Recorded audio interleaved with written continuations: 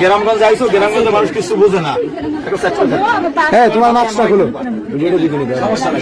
সমস্যা নাই, তোমরা এমন গ্রামে আসছো, সমস্যা নাই। যদি বাড়াবাড়ি করো তাহলে তোমার কোনো সমস্যা নেই। মাস্ক খোলো, মাস্কটা খোলো, মাস্ক খোলো।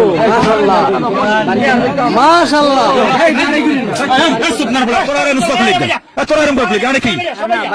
সমাধান আছে না?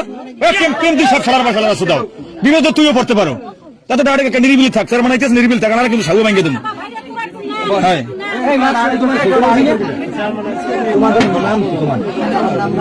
তোমার নাম বুঝলি? তোমার নাম জুই। তোমাদের বাসা কোথায়? সামনে ধরে। আমার বাসা ঢাকা, আমার বাসা ঢাকা, আমার এদিকে স্থায়ী হলো আমার দেশ রঙ্গপাল। এখানে আসছো কেন? কেরানীগঞ্জ আমি থাকি। আরে ওই আমার মামা আছে, এদিকে আছে আমার মামা। তোমরা দুইজনের সম্পর্কে হোক। আমার স্বামী, আমার বউ। ডকুমেন্ট কি? হ্যাঁ, ডকুমেন্ট বিয়ে করুন, বিয়ে করবা? তোমার কি হয় এখন? তোমার কি এখন আমার বিয়ে হয়। তোমার জিপ গার্লফ্রেন্ড?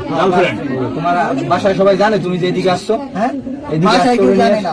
ওর বাসায় জানে? আর মেয়ে কি হিন্দু না মুসলমান? এটা দিকে মেয়ে হিন্দু। তুমি কি? হ্যাঁ, আমি মুসলিম।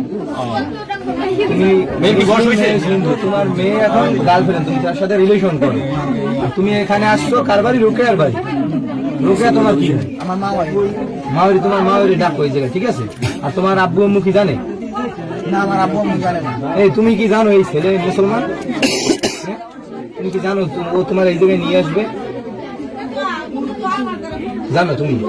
তোমার আব্বু আম্মু জানে যে এইদিকে তুমি ঢাকা থেকে দেশে আসছো?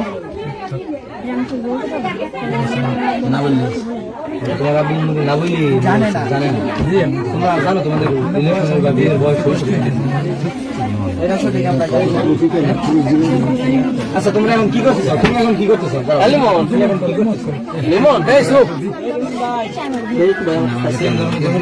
তোকে তুই করা লাগবে।